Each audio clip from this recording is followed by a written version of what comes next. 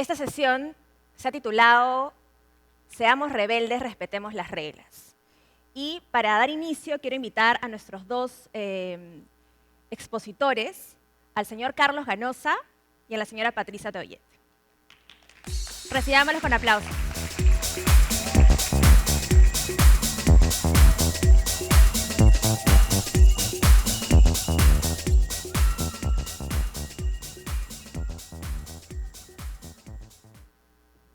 Bienvenidos, muchísimas gracias por estar acá. Un aplauso para ellos. Gracias. ¿Acá estos? Gracias. Bien, la institucionalidad es un tema no menor para tratar justamente después de una sesión bastante interesante que hemos tenido sobre el Perú que queremos, cómo lo hacemos. Por esa razón, desde el 2012, que en realidad fue el tema central del CADE universitario, durante todas las ediciones hemos venido tratando este tema.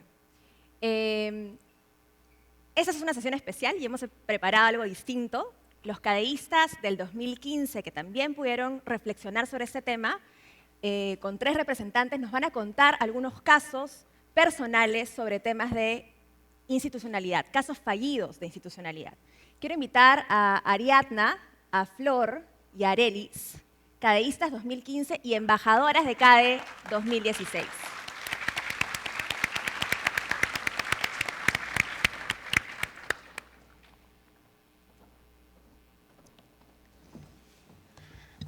Buenos días. Vengo de una familia de emprendedores y he llegado a la conclusión que emprender en el Perú es difícil. Considero que más allá de la inversión económica que un empresario realiza, lo complicado es lidiar con el tiempo. Uno, cuando emprende una empresa, no sabe cuándo vas a tener todos los documentos necesarios para que tu empresa empiece a funcionar. Por ejemplo, en la empresa donde trabajo, tuvieron que pasar 3 meses para que nos dieran la licencia de funcionamiento y en ese periodo tuvimos que pagar alquiler, agua, luz y no podíamos trabajar. Prácticamente quebramos. Estos periodos de tiempo prolongado más la burocracia crean oportunidades para que funcionarios públicos se vean tentados a realizar transacciones poco transparentes, generando así corrupción. Además de ello, una vez que la empresa ya está funcionando, se ve afectada por instituciones fiscalizadoras que al menor error te multan y no educan al empresario de manera de prevenir estas multas, ¿no? Mi familia y la empresa en la que trabajo no son casos aislados. En el Perú, el 80% de empresas son familiares y estoy segura que todas se ven afectadas por las mismas amenazas. Gracias.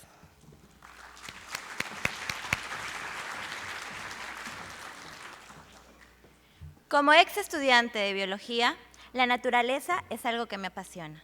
Un día, frente al Huascarán, una pregunta llegó a mi mente.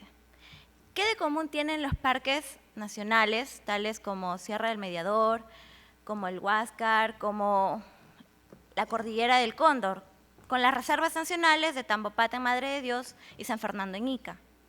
Pues la respuesta era sencilla. La imponencia de su naturaleza más la biodiversidad captaban mucho la atención. Sin embargo, no todas las noticias son positivas. Es triste saber que la depredación de los recursos naturales de estas reservas y parques están dentro de lo común, donde el poblador, nosotros como seres humanos, dentro de nuestra comunidad, realizamos actividades para poder salir de la pobreza sin reparo de lo que hacemos a nuestra naturaleza, ocasionando daños a los bosques, a la tierra, al agua, incluso a nuestra salud. La minería ilegal, como una de estas actividades ilícitas que genera mucho daño, está generando recursos económicos, sí, pero ¿qué hacen con ello? Compran congresistas, autoridades, generan tráfico, explotación moderna del hombre y prostitución.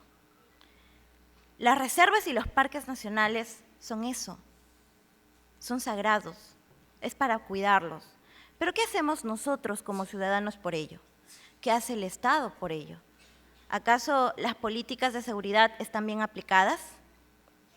¿Las autoridades regionales y nacionales están promoviendo un adecuado cuidado? ¿Qué estás haciendo tú? La respuesta es una anécdota de que en Madre de Dios, un congresista es conocido como el Comeoro. Saquen sus conclusiones. De manera personal, yo no gusto de esto. Y me imagino que ustedes tampoco. Gracias.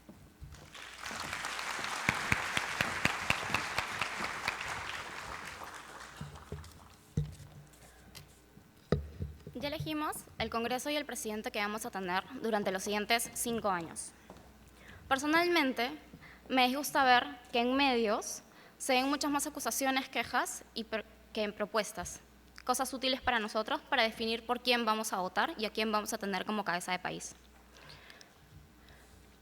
Hay que adicionar que en enero del presente año, una ley aprobada por el Congreso hizo que muchos partidos tuvieran que desistir para poder preservar su inscripción. Básicamente, imperaba toda la tramitología, formalidad y papeles excesivos, 1000 requisitos que eran más trabas que otra cosa. Como resultado, los ciudadanos teníamos un concepto prácticamente que el Jurado Nacional de Elecciones tenía intención de manipulación o algo similar. Independientemente del resultado obtenido, ¿las reglas que utilizamos son adecuadas? ¿Deberían imperar para el proceso electoral del 2021 o deberían cambiar? En mi opinión, francamente, pienso que deberíamos cambiar esto y deberíamos tomar medidas ya para poder trabajar en base a ello y poder tener mejores resultados. Gracias. Bien. Carlos, Patricia, son 3 casos: tramitología excesiva para abrir una empresa, minería ilegal que tanto daño hace a nuestro país, y hemos hablado un poco de informalidad en la sesión anterior, y partidos políticos, que no es un tema menor, la reforma electoral tan esperada. Quiero empezar dándole las palabras a Carlos, que nos va a hacer una exposición. Gracias. Adelante, Carlos. Gracias. No sé si tienen control de... Perdón, un detalle muy importante, el puntero en el podio. Sí, ya. Aquí está. Bueno, es un placer estar acá con ustedes. Estos 3 testimonios de falta de institucionalidad han sido realmente extraordinarios, muy vívidos, son ejemplos casi perfectos de lo que padecemos los peruanos día a día por la poca calidad de nuestras instituciones. Y lo que yo voy a tratar de hacer ahora es enmarcar estos 3 testimonios en un par de ideas fuerza que nos permitan aterrizar un poco cómo nos afecta de una manera más extendida la debilidad institucional en el Perú y qué cosas podemos hacer para cambiarla. Y quiero empezar haciéndoles un par de preguntas. Lo primero es que, ¿cuántos de ustedes creen que la altura en este arco es mayor que la distancia entre las columnas? Por favor, levanten la mano. Algunos cuantos, ¿ya? ¿Cuántos de ustedes creen que la línea superior es más larga que la línea inferior? Bueno, esta es una audiencia realmente privilegiada, porque por lo general estas 2 son ilusiones ópticas que hacen caer al 70-80% de las personas que las ven. La primera es la del Arco de San Luis, la segunda es la Müller-Lyer. La altura en el Arco de San Luis es mayor que la distancia entre las bases y acá, son iguales y acá la distancia de las líneas también es la misma.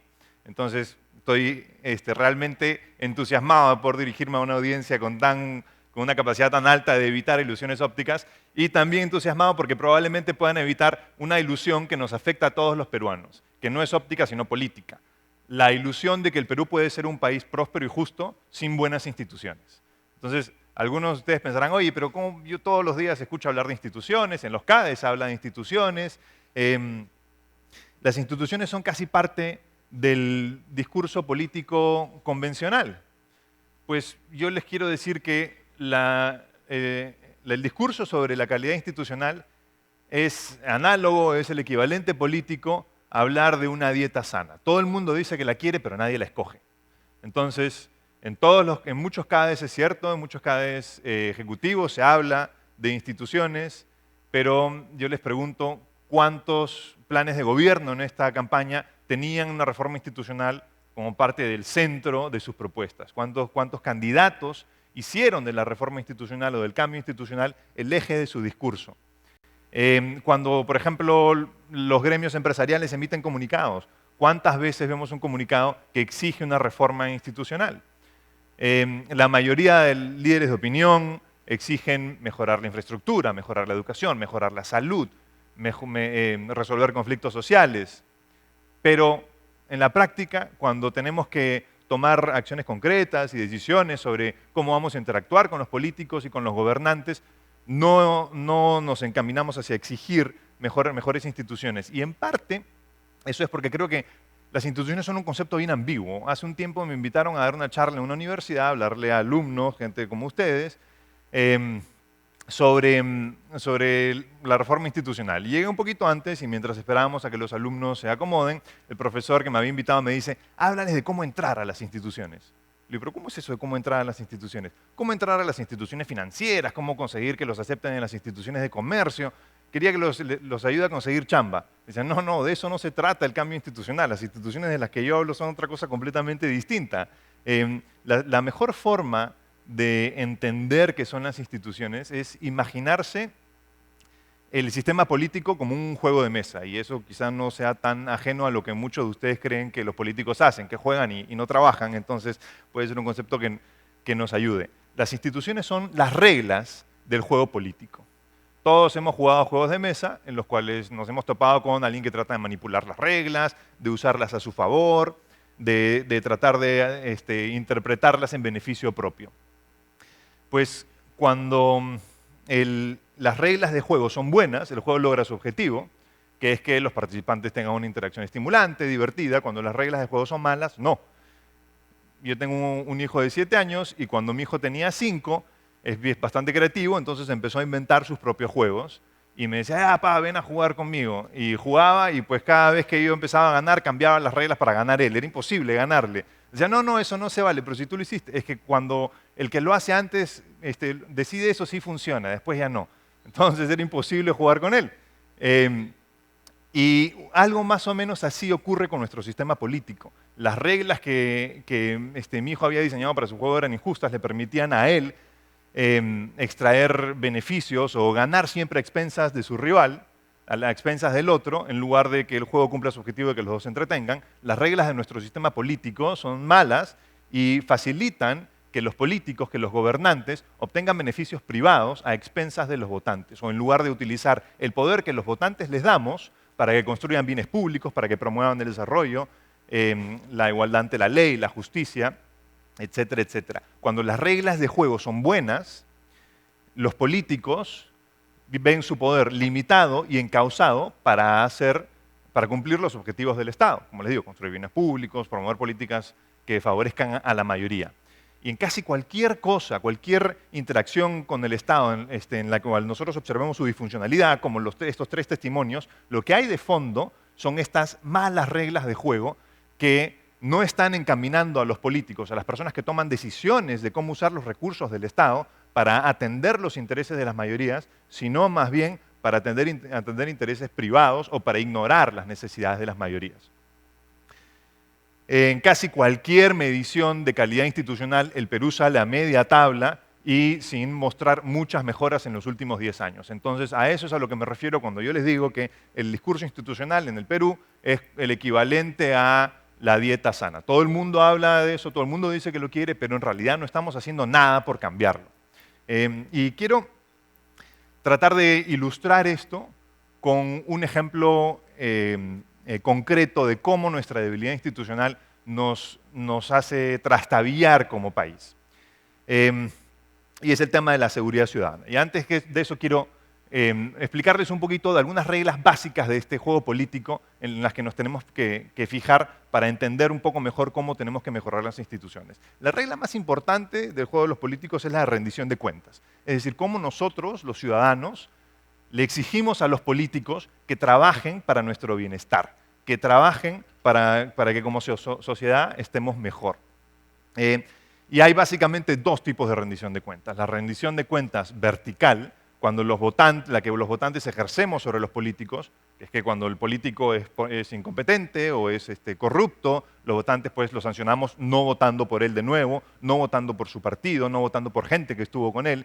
Y la rendición de cuentas horizontal, que es la que las distintas organizaciones del Estado ejercen entre sí, pesos y contrapesos que les permiten vigilarse, monitorear que las personas que ocupan cargos públicos no excedan sus funciones o no los utilicen para obtener beneficios particulares. En el Perú ninguna de las dos funciona bien. Tenemos políticos sin partidos y partidos sin políticos. Nuestro sistema político es disfuncional y eso hace que la rendición de cuentas vertical sea inefectiva. Que cuando nosotros queremos castigar a un político por haber tenido una mala gestión, eso no termine siendo un disuasivo importante para alinear al político con nuestros intereses, pues porque tenemos muchísimos políticos que acceden a cargos públicos sin organizaciones estables, que tienen un horizonte de planeamiento largo y a los que les importa seguir en la competencia política por muchos años y por lo tanto les importa que los votantes los castiguemos y por lo tanto tratan de tener una buena gestión. Y por otro lado, tenemos partidos sin políticos que están llenos de independientes, que no son vulnerables a la disciplina partidaria, a los que no les importa lo que le pase al partido y por lo tanto tampoco tienen incentivos sólidos para rendirnos cuentas a los votantes. Y por otro lado, la rendición de cuentas horizontal entre organizaciones del Estado no funciona bien porque no son organizaciones competentes, digamos, poder judicial, instituciones judiciales, incluso la rendición de cuentas entre diferentes órganos de gobierno, porque no son competentes, no tienen legitimidad, muchas han sido infiltradas por la corrupción. ¿Y por qué ocurre eso? Pues a la vez porque los políticos no las han fortalecido. Y no las han fortalecido porque nosotros no tenemos buenas herramientas para exigírselos. Entonces, al final de cuentas, estas grandes reglas de rendición de cuentas no nos permiten a nosotros lograr que los políticos hagan un buen trabajo. Y eso se ve con muchísima claridad en un problema tan agudo como el de la inseguridad ciudadana. Desde el 2007, la tasa de crímenes y de homicidios en el Perú empezó a crecer rápidamente. Y eso más o menos coincide con un fenómeno político, que es que en las elecciones del 2006, los partidos nacionales, los grandes partidos políticos, fueron barridos en las elecciones regionales por movimientos subnacionales, por movimientos precarios, inestables, la mayoría formados en torno a los intereses de un líder, y que forman esta realidad de políticos sin partidos. La forma de vincular estos dos gráficos, estas dos realidades, es trasladándonos por un momento a un distrito imaginario, un distrito medianamente poblado, donde un alcalde nuevo acaba de ganar las elecciones, se sienta en el despacho municipal y grupos criminales empiezan a hacerle acercamientos para tratar de buscar su complicidad para llevar a cabo sus actividades delictivas. Dependiendo de dónde nos imaginemos este distrito, pueden ser grupos de minería ilegal, grupos de tala ilegal, tráfico de tierras, extorsionadores, en fin. El alcalde podría ser, es una persona que no es un político de carrera, es un independiente, que se unió a un partido pequeño, simplemente para candidatar en las elecciones y salir elegido. Es una persona que podría haber buscado ser elegido para atender fines oscuros o podría ser una persona bien intencionada. En el primer caso, pues cualquier acercamiento de un grupo ilícito podría ser bienvenido si es que es una persona que tenía motivaciones oscuras desde un comienzo. En el segundo caso, probablemente vaya a tratar de resistirlo. ¿Qué opciones tiene? Es una persona que no tiene una red de apoyo político importante. Es nuevo en un partido pequeño, no conoce a ningún congresista, no tiene patrones políticos o padrinos políticos, no conoce a nadie del ministerio, desconfía de la policía, desconfía de la fiscalía local, desconfía del poder judicial y tiene estos grupos delincuentes que lo tratan de intimidar para lograr su complicidad. Es la plata o el plomo. Por otro lado, es una persona que, más allá de su conciencia, no tiene tanto que arriesgar. No tiene una carrera política en juego porque nunca la quiso construir desde un comienzo. No le importa cualquier reacción negativa que pueda tener por parte de su partido o de los votantes. Y más bien lo que ve es que hay un grupo criminal que lo está amenazando si es que él se les opone. Ahora veamos un poco qué ocurre paralelamente con las instituciones locales que tienen que combatir el crimen. La policía, la Fiscalía Distrital, el Poder Judicial Distrital. Tienen 3 opciones. Combatir el crimen, que es peligroso y podría ser poco efectivo porque las 3 desconfían entre ellas. La Fiscalía no sabe si la policía está con los criminales, la policía no sabe si los jueces los van a soltar. Luego pueden tolerar la actividad criminal y no enfrentarlos.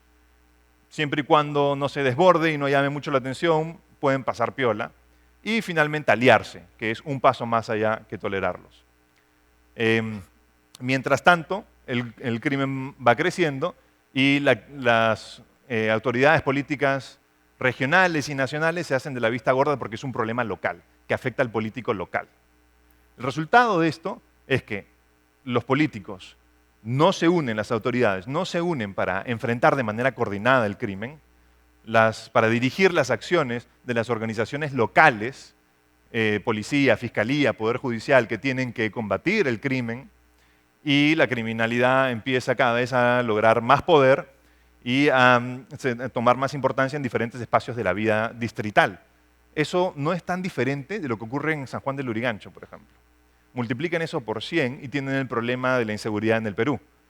En el fondo lo que está ocurriendo es que la falta de rendición de cuentas vertical de los votantes hacia los políticos y horizontal entre los diferentes organismos del Estado está permitiendo que surja este poder paralelo, que es la criminalidad. Lo mismo ocurre, en esencia, con cualquier otro problema para el cual nosotros necesitemos soluciones del Estado. Transporte. Hay un problema de rendición de cuentas horizontal y vertical. Informalidad es un problema de rendición de cuentas horizontal y vertical. En todas las democracias hay problemas de este tipo. Hay corrupción, hay incompetencia, pero nunca llegan a tal punto que inhabilitan el Estado, que lo incapacitan. Nunca llegan a tal punto que el Estado pierde capacidad de hacer una de sus funciones más básicas, imponer el monopolio del uso de la fuerza, cosa que no puede hacer hoy en San Juan del Lurigancho, cosa que no puede hacer en el Callao, que no pudo hacer en Ancash en un momento, por ejemplo. Proteger los derechos de propiedad, pero si la mafia de Orellana traficaba con derechos de propiedad a diestra y siniestra hasta que los agarraron, estuvieron 10 años así, y hay muchísimas organizaciones más pequeñas que trafican con derechos de propiedad. Pero cuando las reglas son tan malas como en el Perú, lo que ocurre es que la corrupción ya no simplemente afecta de a pocos al Estado, sino que lo inhabilita por completo, como les digo. Entonces, lo que nosotros tenemos que preguntarnos es qué cosas tenemos que hacer. Y pues lo que tenemos que hacer es mejorar esas reglas de juego. O sea, reglas de juego de rendición de cuentas que nos permiten recuperar el poder, la capacidad para exigirle a los políticos que actúen en beneficio nuestro. Y como el canal diseñado por las instituciones democráticas para hacer eso no está funcionando bien, tenemos que diseñar un nuevo canal. Y ese es el activismo ciudadano. Y eso depende de todos ustedes.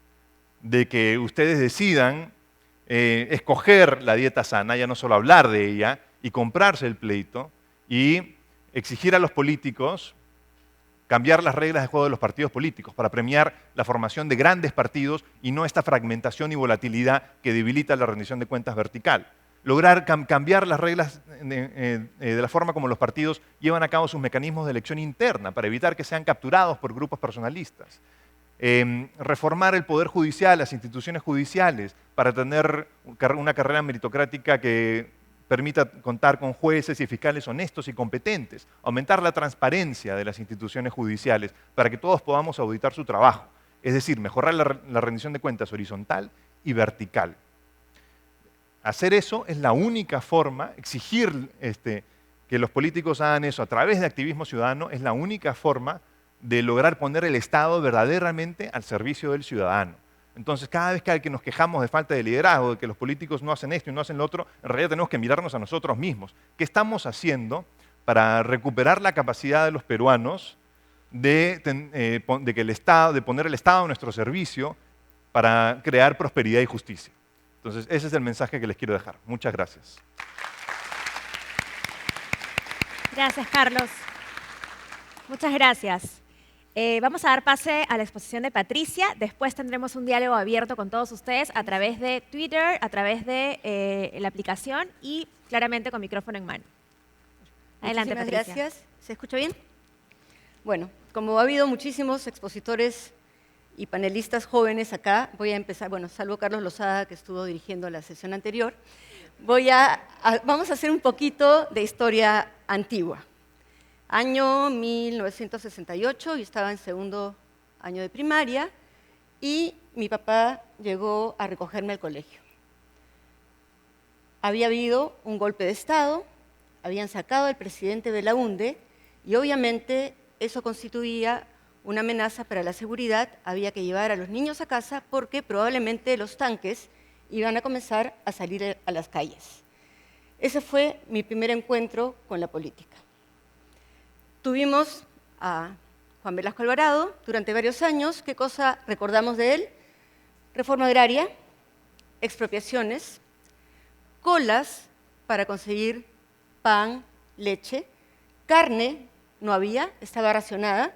Recuerdo que mi mamá decidió que el peluquero estaba muy flaco, entonces había que ayudarlo. Lo llevaba a mi casa y obligaba a mis hermanos a cortarse el pelo más o menos una vez a la semana porque había que ayudar al peluquero. Después decidió que mejor el peluquero se podía dedicar a vender carne. Entonces nos beneficiábamos todos porque el peluquero tenía una fuente de ingresos más segura y obviamente uno de los clientes éramos nosotros, ¿no? En el tema, digamos, militar, después sale Velasco con un golpe de Morales Bermúdez. ¿Qué cosa podemos decir de Morales Bermúdez? Bueno, todos pensamos que tenía que ser bueno porque estaba sacando al malo, no íbamos mucho más en el análisis, pero en época de Morales Bermúdez, yo sí recuerdo que si querías comprar mantequilla y te ibas a la bodega de la esquina, en ese momento los grandes supermercados estaban desabastecidos o había muy poco, la mantequilla salía con fideo. Si no comprabas fideos, que el bodeguero tenía guardados más o menos hace 4 años, no recibías mantequilla. La leche salía con cinta, 3 metros al menos, color rosado. Y el aceite salía obviamente con galletas de agua que tampoco se vendían. Así que las compras eran con combos. Probablemente ahí se originó la idea de los combos, ¿no? Sí les recomiendo que lean un libro que escribió Renato Cisneros, La distancia que nos separa, que además de ser una historia realmente tierna, grafica con mucho una época que ustedes no han vivido y que sí va a servir para mucho que ustedes sepan un poco qué cosa pasó. Bueno, segundo gobierno de Belaúnde fue como una reivindicación. Al que sacaron, ahora vuelve a ser presidente. En época de Belaúnde comienza a aparecer o comienza a verse el efecto del movimiento terrorista. No se le hace mucho caso y el tema se va deteriorando durante el primer gobierno de Alan García. Continuamos con los ataques terroristas. Me acuerdo que había un programa, salían chistes que decían: me baño con mi tacita, me alumbro con mi velita, porque no había ni luz ni agua. Los atentados eran tan frecuentes que todas las mesas en los restaurantes, no por romanticismo, tenían una vela, y más o menos uno ya tenía establecido cómo iba a regresar a casa en caso de apagón. Son recuerdos románticos, pero, en fin, que no nos da muchísima pena que no estén. La leche se convirtió, la leche ya no salía con galletas de agua, ahora era un tarro por persona. Nos pasábamos la voz: corran, en Monterrey están vendiendo leche. Uno juntaba a toda la familia, corría y cada quien compraba un tarro. Llega al gobierno sorpresivamente el presidente Fujimori y durante su primer periodo derrota el terrorismo. Esto le vale aclamación popular y entra a un segundo gobierno en el cual comienza a deteriorarse aquello que llamamos institucionalidad. En ese deterioro hay un intento fallido por a un tercer gobierno manipulado, y en ese momento es que Fujimori renuncia por fax desde Brunei y deja a la hija sola en Palacio para enfrentar aquello que venga. La chica sale caminando de Palacio con su perrito en la mano y acompañada únicamente por el personal de servicio. Luego tuvimos la transición de Paniagua, que nos llevó al gobierno de Alejandro Toledo, que fue más o menos un gobierno por ausencia. Es decir, él dejó en manos de sus ministros, que afortunadamente eran buenos, entre ellos Pedro Pablo Kuczynski, para que manejaran el país y el Perú retomó el crecimiento y también las instituciones comenzaron a sentarse. El García II salió sorpresivamente después del desastroso gobierno que tuvo y en realidad el país continuó creciendo, tuvo buenos ministros que manejaron también. El gobierno de Humala, creo que lo han vivido todos, no necesitamos hacer mayores comentarios, y luego llegamos a las elecciones del 2016, en la cual este es más o menos el recuerdo que nos va a quedar. Un proceso violento, un proceso desgastante y un proceso que va a poder afectar, desgraciadamente, no de forma favorable, la gobernabilidad del país. Lo curioso es que antes de que se diera este proceso electoral, un grupo llamado Transparencia, seguramente han escuchado de ellos, trabaja con una serie de técnicos para hacer una propuesta de reforma electoral. ¿Por qué? Porque algunas cosas no estaban funcionando.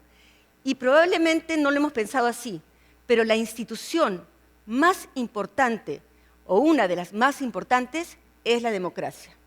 Y para que la democracia funcione, hay otras instituciones que tienen que funcionar también. Y entre ellas está el juego o el proceso electoral.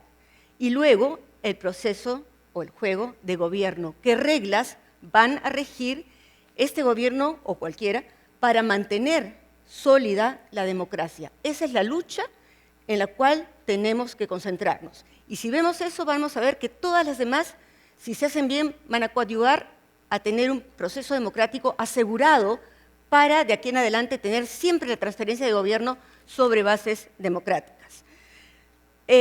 Transparencia hace una serie de propuestas.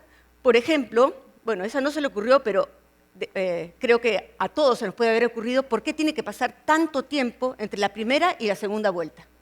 Seguramente, si hubiéramos tenido 2 semanas en lugar de 2 meses, no hubiéramos llegado a los extremos de insultos a los que se llegó, sino que hubiéramos tenido que concentrarnos simplemente en comenzar a dar mensajes que captasen a aquellos votantes que en primera vuelta votaron por otros partidos políticos, por otras propuestas. Sin embargo, Transparencia sí dice, ¿y qué tal si en lugar de elegir a los congresistas en la primera vuelta y entramos a un sistema de competencia, nos los elegimos entre la primera y la segunda, una vez que sepamos quién preside el Congreso, y eso nos puede dar alguna idea de balance para la conformación del Congreso después. Lo otro es, ¿cómo hacemos para no tener tantos candidatos? No hay partidos políticos, ese es parte del problema. Entonces, hemos tenido 19 candidatos, algunos se han ido cayendo en el camino y por diversas razones, pero algunos ligados a escándalos. Bueno, además de manejar bien la fotocopiadora, el señor Acuña, digamos, tenía otros cuestionamientos pendientes y el líder de su partido, yo no sé y no creo que haya habido un proceso democrático para que fuera elegido como candidato a la presidencia.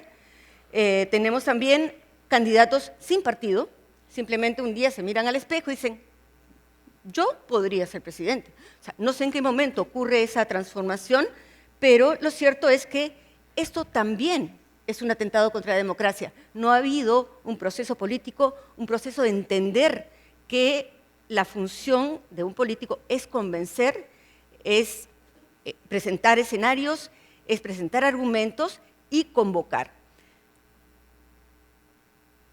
Nuestras autoridades, Jurado Nacional de Elecciones, hombre, ¿cuánto tiempo hemos pasado buscando respuestas a tachas presentadas? Además se tiraban la pelota, el regional se lo pasaba al nacional, el nacional se lo regresaba al regional, entonces simplemente nadie quería cargar con la papa caliente. Si no son capaces de asumir el mandato y la responsabilidad que les corresponde, simplemente no deberían aceptar un cargo que demanda de ellos eso. La OMPE tampoco tuvo tan buena gestión, digamos, la primera vuelta la hemos pasado haciendo colas bastante más largas de lo que habíamos hecho hasta ese momento. Hemos tenido también unas alianzas, no voy a decir antinatura, pero más o menos, y probablemente la que más llamó la atención fue esta, después de la violencia con la cual Alan García y el maltrato al que Alan García había sometido a Lourdes Flores en procesos electorales anteriores. Entonces, ¿qué cosa hacemos? Sí, tenemos que manejar algunas modificaciones. ¿No queremos congresistas tránsfugas? Ok, propuesta de transparencia. Aquel que renuncia a su partido no se pone y no debe ser admitido por ningún otro partido. Que se quede formando su grupo de A1 o los grupos mixtos, habrá uno de cada bancada, pero sin posibilidades de simplemente hacer el paso a como quiera. Otras reformas es, digamos, ¿qué hacemos con el voto preferencial? ¿Debemos mantenerlo?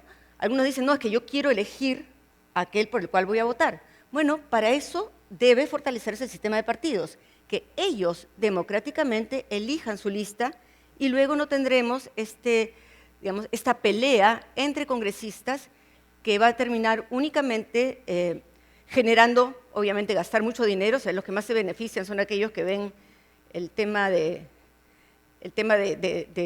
comunicaciones y propagandas, pero otro tema es cómo vamos a controlar a quienes se presentan como autoridades. Debería haber un proceso realmente de análisis y debiera haber también algún tipo de responsabilidad por parte del presidente del partido o del candidato a la presidencia sobre, elegidos ellos mismos o no, qué congresistas nos van a dejar.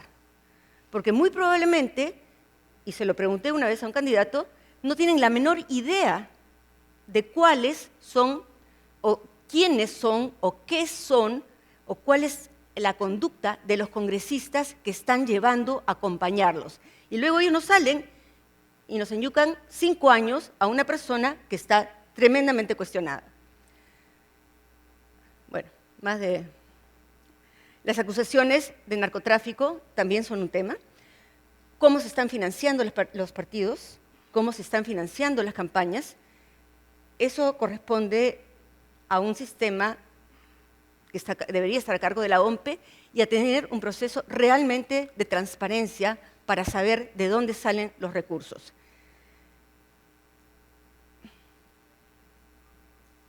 Ok, todas estas y más son reformas que tenemos pendientes. Algunos dicen que lo importante son las instituciones. De hecho, hay un libro que salió hace algunos años que se llama ¿Por qué fracasan las naciones? Y la razón que esgrimen los autores es que fracasan por la falta de instituciones. Nosotros tenemos instituciones, todavía limitadas, todavía imperfectas. Y también tenemos líderes. Seguramente a todos ustedes les han dicho que son líderes. Bueno, hay líderes para el bien y hay líderes para el mal. Y normalmente quien asume la presidencia es un líder. O la esposa de quien asume la presidencia es un líder. Entonces, el asunto es, ¿va a liderar para fortalecer las instituciones o va a liderar para quedar a cargo y descuidar lo que sigue de acá en adelante? Hoy, esta reforma política, esta reforma del proceso electoral está lista para ser presentada y ser aprobada. Veremos ahora la calidad de los líderes que están a cargo y ver si priman sus intereses o si prima el tener un fortalecimiento de la democracia con mejores reglas. Muchas gracias.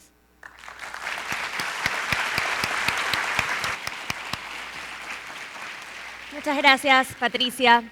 Creo que hemos tenido un panorama bastante claro y no está de más ponerlo sobre la mesa. Institucionalidad y sobre todo reforma en el tema político. Y quisiera abrir el debate en esa línea. Vamos a hablar de eso que también nos hablaba Carlos y Carolina en la anterior sesión, la importancia de la participación de jóvenes en asuntos públicos y más aún en asuntos políticos. Quisiera abrir primero la conversación con el auditorio y ahí vamos a ir incorporando las redes y el resto de tecnología que nos ayuda a conectarnos mejor. A ver, preguntas por el lado derecho, por favor.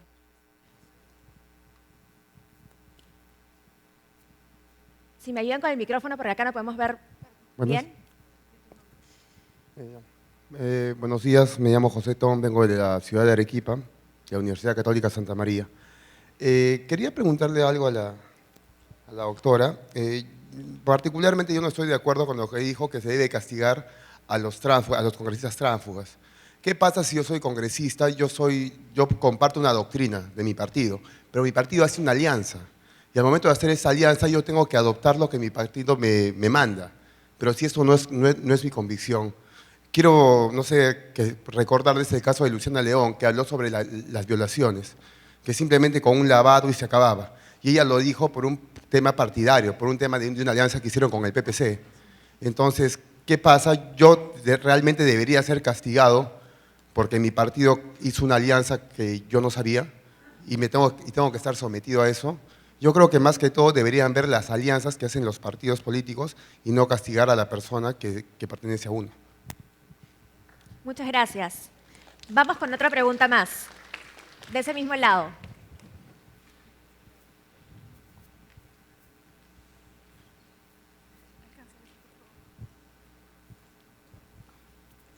Hola, buenos días. Mi pregunta es un poquito más genérica. Por ejemplo, yo vengo de provincia y cuando tú quieres hacer empresa en provincia es inevitable que te extorsionen, ¿no? Y bueno, sabes que te van a extorsionar y vas a pagar cupo. Y peor, lo que se sabe es que muchos alcaldes incluso cobran cupo a los que te extorsionan para que no hagan nada. ¿Qué podemos hacer nosotros hoy? ¿O es que el sistema no está funcionando, ¿no? Gracias. Vamos preguntas acá en el medio, por favor.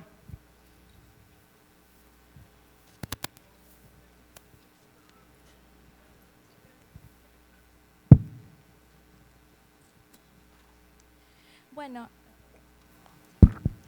bueno, yo me quedo con la frase que dijo el señor, no todos los partidos tienen políticos y no todos los políticos tienen partidos. Eso es algo muy cierto. Yo vengo de Arequipa y hay muchos jóvenes que seguramente están aquí, que son líderes y que les gustaría poder entrar en política para poder cambiar el país. ¿De qué manera nosotros nos podríamos integrar? Porque a veces los partidos políticos son muy cerrados y solo se integran y tienen poder ese círculo de personas. ¿Qué es lo que podríamos hacer nosotros como jóvenes para poder integrar y participar en política en nuestro país? Gracias. Vamos con una pregunta más, por favor. Y con eso ya cerramos para las preguntas de nuestros invitados, las respuestas de los invitados. Ante todo, buenos días. Soy de la ciudad de Trujillo, de la Universidad Nacional de Trujillo. Mi nombre es Berat Barba. Y bueno, en la experiencia que tuve hace algún tiempo y formalizando una empresa, tuve una mala experiencia. Y la verdad es que sí existen instituciones como el Ministerio, como el Gobierno Regional en Proin, que dizque te ayudan a formalizar la empresa, pero al momento que vas, ese asesoramiento que aseguran dar, en realidad nunca te lo dan. Solamente llenas un formato. Y este formato, al ir a una notaría, es más, no te quieren atender porque dicen, uy, vienes por parte de Proin, y, o sea, solamente me vas a ocasionar pérdida de tiempo y no recibes ese asesoramiento estando ya en una institución. Tú comentaste algo, Carlos, acerca del activismo social, ¿no? Pero ¿no sería también importante que haya una institución que haga un seguimiento y un control a todas esas instituciones que hay? ¿O de qué manera, como ciudadanos, nosotros podemos hacer ese activismo social? ¿Necesitamos emitir leyes en el Congreso? ¿De qué manera se tiene que dar? Bien, muchísimas gracias. Empecemos con Carlos. Ok, a ver, yo voy a tratar de juntar, yo creo que las tres preguntas que hicieron relacionadas con los trámites y con la participación política y el activismo, en el fondo, son parte de lo mismo. Y es que nosotros tenemos que darnos cuenta de que el poder político lo tenemos nosotros. Y el que hoy los canales para poder ejercerlo no sean efectivos, no quiere decir que no lo tengamos, sino que tenemos que buscar otros canales. Entonces, nuevamente, las reglas de juego están limitando la capacidad que tenemos nosotros para influir en el comportamiento de los políticos. No la anulan por completo, porque no somos un desastre, somos un país relativamente funcional, que tiene una economía estable, en fin, hay grandes logros que hemos hecho. Entonces, no nos anulan por completo, pero sí nos limitan para hacer cosas un poco más complejas. Entonces, lo que tenemos que hacer es desarrollar este otro canal, que es el activismo ciudadano, y que pasa por hacer muchas cosas. Por ejemplo, la propuesta de transparencia que mencionaba Patricia, yo creo que es una excelente iniciativa, es una propuesta muy bien pensada, que atiende varios de los problemas centrales de nuestras reglas de juego, empezar a movilizar apoyo por la propuesta de transparencia. Si en el Congreso nadie la acoge, pues empezar a recolectar firmas. Si podemos salir a protestar por la TV basura o en contra de la TV basura, ¿por qué no podemos salir a marchar contra las instituciones Bamba? Si nos quejamos de que los políticos no nos atienden, ¿por qué no nos empezamos a organizar y a mostrarle nuestro poder a los políticos? Un plantón, una marcha, una recolección de firmas, ponen a cualquier político a temblar, porque lo bueno de que los partidos sean débiles es que son muy vulnerables. Entonces, si nosotros desarrollamos este otro canal de presión ciudadana para obligarlos a reformarse y a cambiar las reglas de juego, podemos ser muy efectivos, pero depende de nosotros. Hoy las redes sociales generan una oportunidad de movilización extraordinaria. Hay muchísima evidencia del rol que jugaron las redes sociales en las protestas estudiantiles en Chile, en las protestas en Brasil, todas protestas lideradas por jóvenes de clase media. No son protestas protagonizadas por personas excluidas del sistema, sino por jóvenes como ustedes, jóvenes con educación y que se dan cuenta de que necesitamos un cambio político profundo. Entonces, la respuesta en simple va a recolectar firmas, salir a la calle, organizarse, moverse mucho más en redes sociales. Los políticos son vulnerables al bullying en redes sociales, como dice mi hijo, el turn down for what, ¿no? a avergonzarlos por no comprarse el cambio institucional o por resistir el cambio institucional. Entonces, organícense, no tengan miedo a organizarse, no tengan miedo a recolectar firmas y a apoyar las causas que van en esa dirección. Gracias, Carlos. Quiero sumar una pregunta, Patricia, porque el activismo político es súper importante, ciudadano es súper importante, pero la participación política es igualmente importante, porque finalmente esas instituciones de las cuales nos quejamos finalmente son personas, peruanos, que podrían también ser mejores representantes. Podríamos tener en esta fila de 600 cadaístas mejores representantes políticos. ¿Qué pasa con la participación política de los jóvenes? Primero, yo creo que tiene que empezar enterándose de lo que está pasando. Y realmente enterándose por fuentes directas y no salir a opinar sin haber leído lo que ha ocurrido realmente. Tenemos un periodismo que muchas veces es ligero para condenar o para supuestamente analizar o para poner titulares. Y muchas veces cuando nos enteramos bien de las cosas resulta que no son tan así. Estoy totalmente de acuerdo con Carlos en que hay que salir y sentar posición. Me encanta el tema de las redes sociales, por supuesto, siempre que haya seriedad e información. Y las marchas no significan pintar todas las paredes de la avenida Arequipa ni maltratar propiedad ajena. Y creo que ahí los jóvenes deberían establecer una diferencia respecto a las protestas violentas que hay. Y hay mil formas creativas, además, de sentar posición. Quiero, abordar el tema de transfugismo, si me permites, porque creo que no has entendido bien. Acá no se está castigando a nadie. Si alguien renuncia a su partido, tiene todo el derecho de hacerlo, ok, se queda sin partido. Y se queda sin partido porque ya renunció al suyo. Aquello de que renuncio porque hay una alianza que se hizo y no me gustó, normalmente las alianzas se hacen antes y luego se hacen alianzas con respecto a una propuesta determinada para apoyarla o no. No a la ideología del partido. No voy a comentar sobre Luciana León porque es suficientemente lamentable tal como es, ¿no? ¿Cuál es la forma de entrar en política? Y el tema de extorsión. El tema de extorsión me lleva a un punto que no había abordado y es cómo podemos saber qué está pasando. Tenemos que exigir información y exigir transparencia. Exigir que, por ejemplo, en el Poder Judicial, aquel que va a juzgar a aquellos delincuentes, sepamos quiénes son los jueces y qué cosa hicieron ellos mismos u otros jueces en un juicio similar. Si tenemos acceso a esa información, podemos tener una idea de que si hay alguien que está comprando a ese juez para que opine de manera totalmente distinta o si más o menos hay una conducta que siga, por ejemplo, precedentes que pueden ser vinculantes como aquellos que puede establecer la Corte Suprema. Entonces, eso nos va a permitir ejercer un control sobre el tema de corrupción, que es también una forma de participación política, y hacerla ver, y pelear, obviamente, para ese tema, para que este asunto de transparencia sea permanente y obligue a abrir a los congresistas y a las autoridades sus agendas y la información de acceso al público. Entrar en política, esa es una manera. La otra es, ubiquen ustedes aquel político, y puede ser joven como ustedes y puede estar ya en el Congreso, con el cual se puedan sentir identificados. Búsquenlo y pregúntenle cómo pueden hacer ustedes para sumarse a un partido. Transparencia, efectivamente, no es un partido, obviamente, pero está buscando apoyo, y hay muchos jóvenes que trabajan con transparencia para difundir las ideas, pero ya está buscando y recolectando firmas para poder poner en la agenda este proyecto. Y esperemos también que una de las reformas que entre es que las propuestas de la ciudadanía entren a discusión en el Pleno y no sean eliminadas en la primera comisión a la que pasen. Así que, formas hay, acérquense a los congresistas, aquellos por los cuales votaron y aquellos por los cuales probablemente no votaron, pero que pueden tener algo que ustedes vean que es similar a lo que piensan. Muchas gracias. Yo quisiera, perdón, añadir una cosa con relación a lo que dice Patricia, que me parece todo bien importante, y volviendo al tema del activismo ciudadano.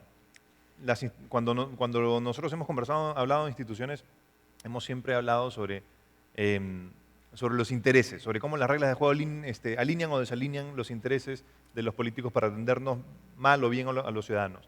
Pero en la política hay otro elemento que es bien importante y que está muy relacionado con el poder del ciudadano, que son las ideas.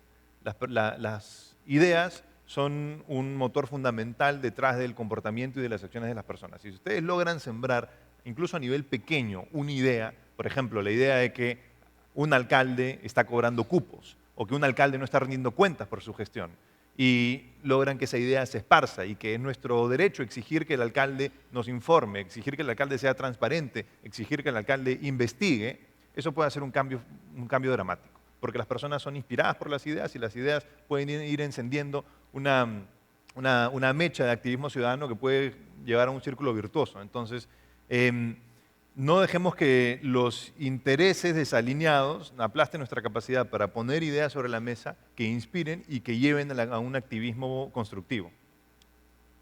Muchas gracias. Vamos con más preguntas hacia el lado izquierdo del auditorio, por favor.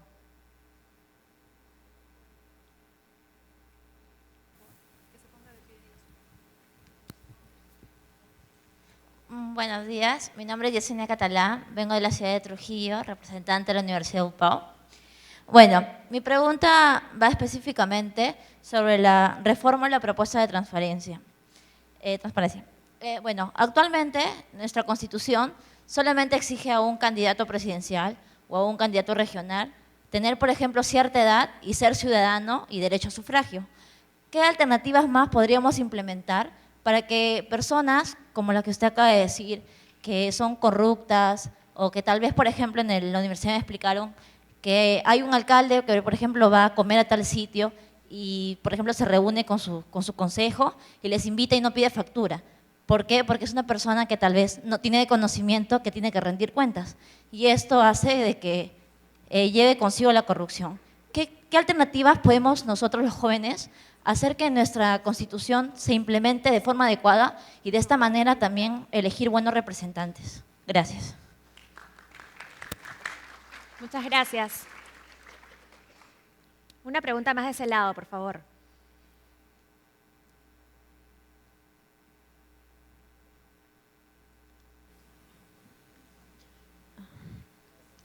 Buenas tardes, mi nombre es Andrea Machaca y vengo de la Universidad Privada Antenor Orrego. La pregunta que quiero formular es base a la cultura política en los jóvenes. En realidad este es un fundamento, es un principio que debe estar en las universidades. Y es así que en mi universidad existen un tema de innovación, un tema de liderazgo de muchos jóvenes que en realidad lo realizan. La idea aquí consiste en cómo fortalecer estos espacios universitarios para que se formen líderes y también exista partidos, pero bajo un principio de transparencia, de democracia, de derecho. Muchas gracias. Vamos con 2 preguntas más, una en el medio y una a nuestro lado derecho.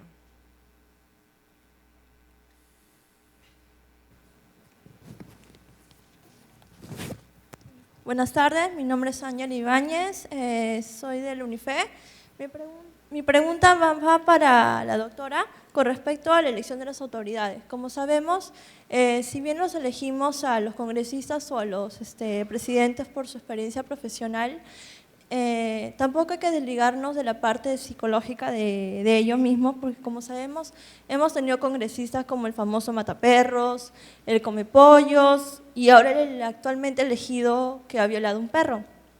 Y o sea, mi pregunta va, ¿por qué las autoridades no pasan también un proceso de selección, así como cualquiera de nosotros cuando vamos a un trabajo, donde no solamente nos evalúa la parte que es cognitiva, nuestros procesos, nuestra formación profesional, sino también la parte psicológica para así tener autoridades líderes y que no solamente busquen su beneficio propio?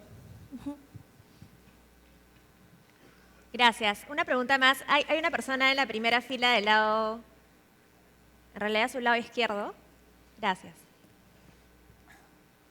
Buenos días. Mi nombre es Daniel From, vengo del CB Trujillo, de la UPAU. Una consulta. Bueno, podemos ver que en estas elecciones cómo la izquierda ha sido bastante, digamos, hasta chistosa, ¿no? Porque vemos cómo, por ejemplo, primero Verónica Mendoza criticaba arduamente a PPK. Luego dice, vamos a apoyar a PPK, y una vez que PPK gana, dice, ahora vamos a ser la principal oposición de PPK.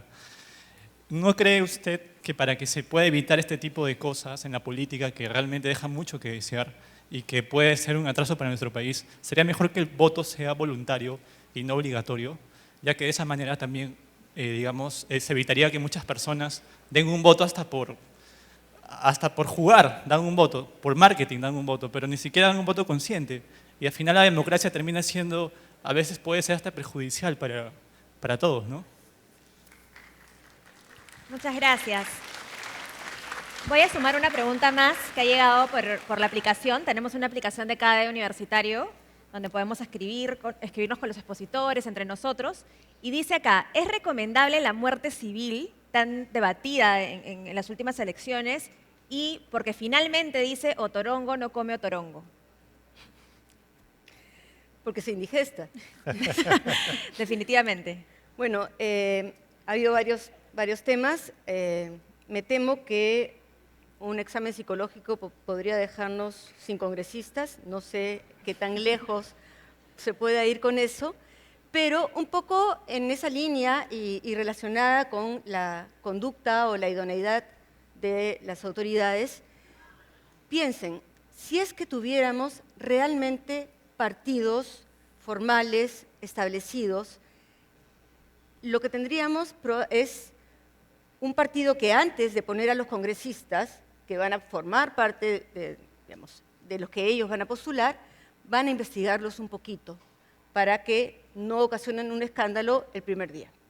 En segundo lugar, eso va a reducir el número de candidatos.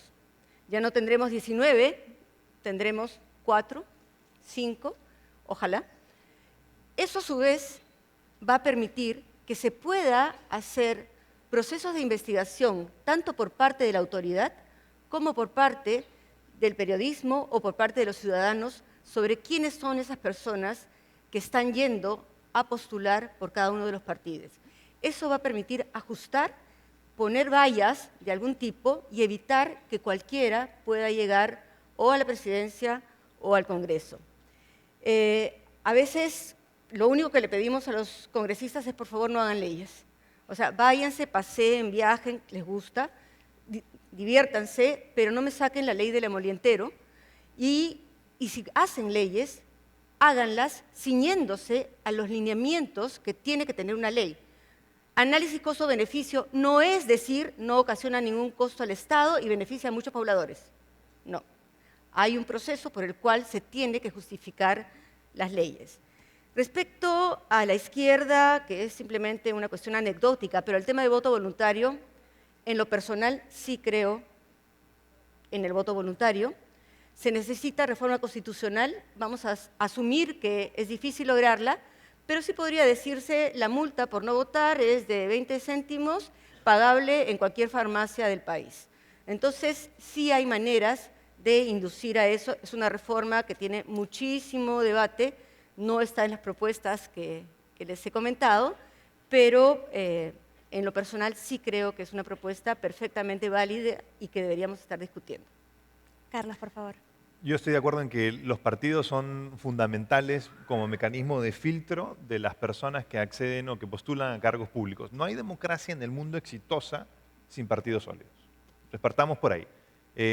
Los ciudadanos tenemos un montón de dificultades para involucrarnos en política. Piensen, había más de 1000 postulantes al Congreso. Es imposible que los investiguemos a todos, que el periodismo, incluso dándole más tiempo, que pueda hacer una investigación exhaustiva de la hoja de vida de todos. Entonces necesitamos que los partidos hagan ese trabajo. Pero para que los partidos quieran hacer este trabajo y para que se desarrollen los recursos para hacerlo, pues tienen que estar preocupados por su gestión, su marca, su credibilidad, su relación con el votante, los lazos de confianza y de identidad que van generando entre grupos de votantes en el tiempo.